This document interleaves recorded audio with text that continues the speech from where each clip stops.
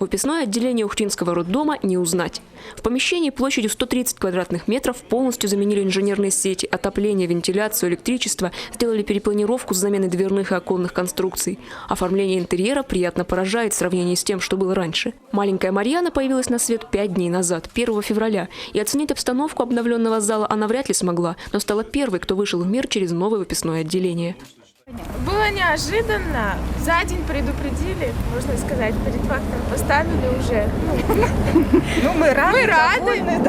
50 сантиметров рост, 2,507, да? 507 вес и в 2,17 родились. 14-17, да. Днем. Днем. А какого числа получается? 1 числа. Глобальное преображение видно и снаружи. Старое кольцо полностью демонтировали, на его месте возведена новая конструкция, облицованная современными отделочными материалами, с удобными ступенями, электрическим подъемником для маломобильных граждан. Сделано выписное помещение, выполнено крыльцо.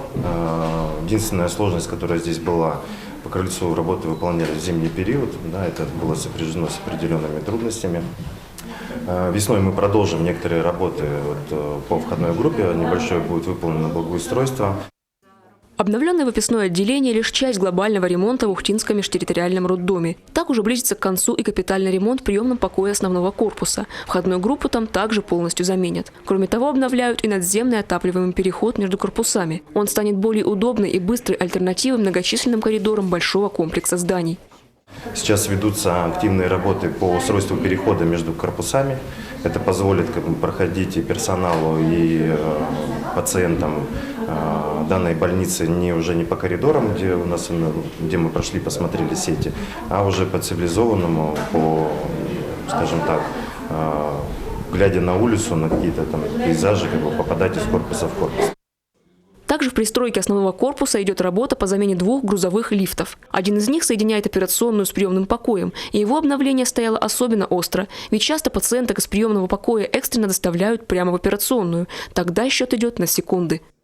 Он как раз позволяет осуществить удобную, быструю доставку пациентов в операционную, в отделение, что позволит оказать помощь намного быстрее, чем это было раньше.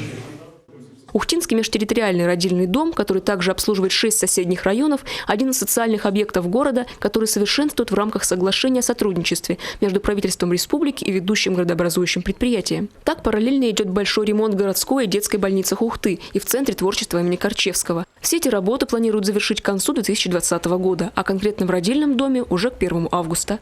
Виктория Науменко, Павел Лагутин, телеканал Юрган, Ухта.